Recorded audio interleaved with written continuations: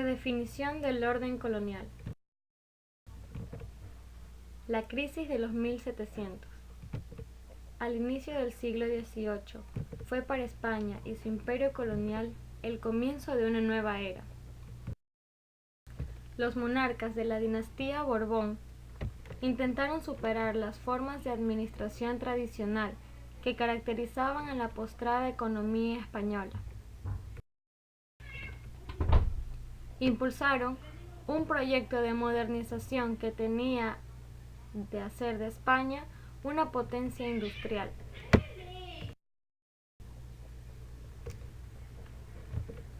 Con capacidad para poder competir con Inglaterra y con Francia y abastecer sus mercados coloniales.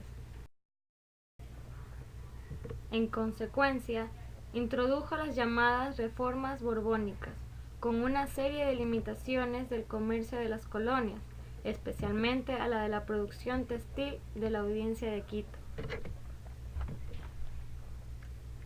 En las décadas iniciales del siglo XVIII se abrió en la Real Audiencia el tercero y último periodo de colonización, que transcurrió marcado por una crisis. Casi 2 siglos de sobreexplotación, las masas indígenas estaban diezmadas por el trabajo y las enfermedades. A esto se sumaron los desastres naturales que azotaron al país. Los más fuertes terremotos de la historia sucedieron en ese entonces, no solo trayendo pérdidas humanas, sino desorganización de la producción y deterioro de las varias vías de intercambio.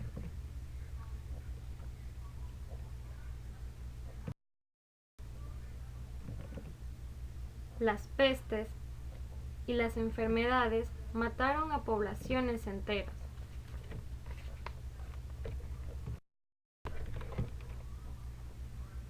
Las calamidades internas se agravaron con una acelerada contracción de la economía colonial. Los metales, cuya extracción era el centro de la actividad del imperio americano, comenzaron a escasear. Las minas altoperuanas sufrieron una grave crisis que impactó también en las zonas proveedoras como la de la Real Audiencia de Quito. Los textiles quiteños perdieron vertiginosamente sus tradicionales mercados. Los productos similares europeos de mejor calidad y precio competitivo desalojaron a los productos de Quito. Todo esto trajo una acelerada desmonetización de la economía. Consolidación del latifundio. La aplicación de las reformas borbónicas definieron lo que en términos generales se ha llamado la crisis de los 1700. Así, se delineó un nuevo pacto colonial, cuyas consecuencias pueden ser catalogadas entre las más grandes transformaciones de la historia del Ecuador. Con la recesión textil, la explotación agrícola cobró una gran importancia.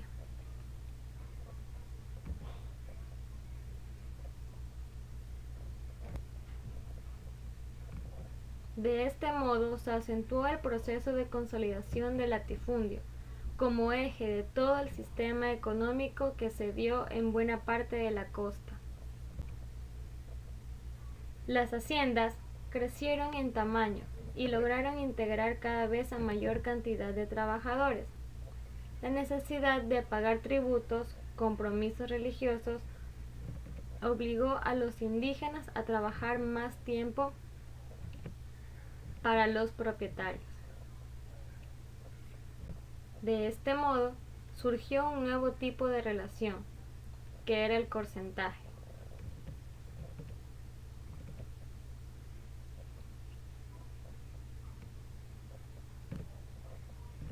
A mediados del siglo XVIII, el latifundio se había consolidado en la región de la sierra.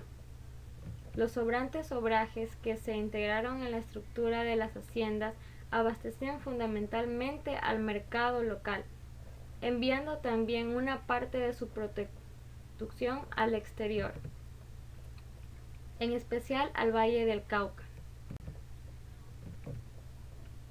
En la costa, especialmente en la segunda mitad del siglo, se dio una significativa alza de la producción y exportación del cacao.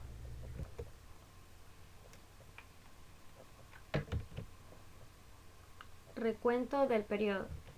Las reformas borbónicas alzaron modestos resultados, sobre todo en la esperada dinamización comercial. El segundo pacto colonial desembocó en un fracaso. La tardía reacción española ante el acelerado desarrollo de la producción capitalista inglesa no pudo cambiar el curso de un proceso que había venido gestándose desde hace siglos atrás.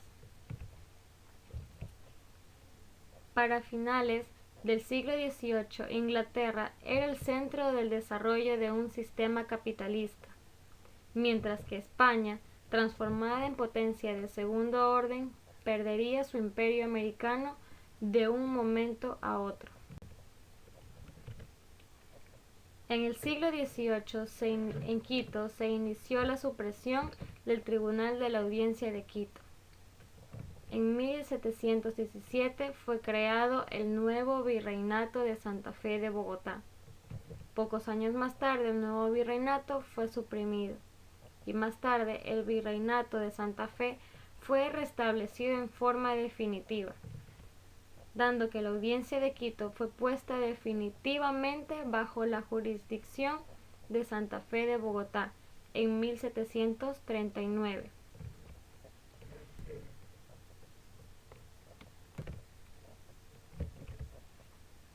Entre 1728 y 1736 gobernó la audiencia del presidente Dionisio Alcedo y Herrera.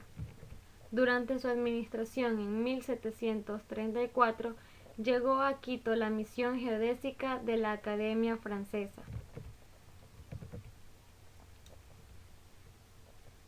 El más notable estudioso local fue el sabio riobambeño Pedro Vicente Maldonado.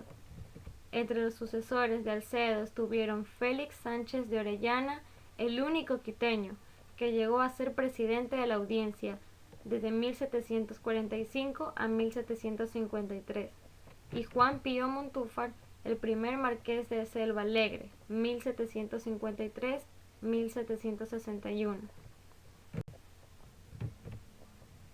La medida más controvertida fue el establecimiento definitivo del estanco o monopolio de aguardientes en 1764. En 1765 se dio un alzamiento de los barrios de Quito, con actos de violencia y protesta contra el gobierno. Esa fue la rebelión de los estancos. Además, fue sacudida por una larga secuencia de levantamientos indígenas, motivados por los impuestos y los abusos de las autoridades y los colonos. Presidencia de José Diguja, 1767-1788. Diguja le tocó ejecutar la orden de expulsión de la Compañía de Jesús. Esta orden religiosa pasó a poder de la corona y a su vez se vendió a particulares, con lo cual se reforzó el poder del latifundismo criollo. Fin de la época colonial. La segunda mitad del siglo XVIII, el padre Juan de Velasco escribió su historia del Reino de Quito. Una de las grandes figuras del despertar intelectual y político fue Eugenio de Santa Cruz y Espejo, 1747-1795, hijo de un indígena y una mulata. Obtuvo un doctorado en medicina y licenciatura en jurisprudencia. Fue el más destacado médico de la Audiencia de Quito. Murió siendo joven. Velasco y Espejo eran las dos más altas figuras de la conciencia quiteña.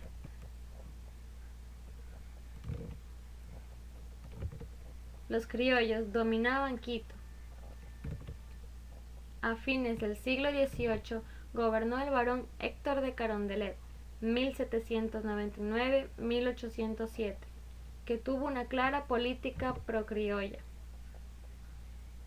Los criollos habían logrado una significativa ampliación de su poder económico, pero continuaban excluidos del acceso al poder político.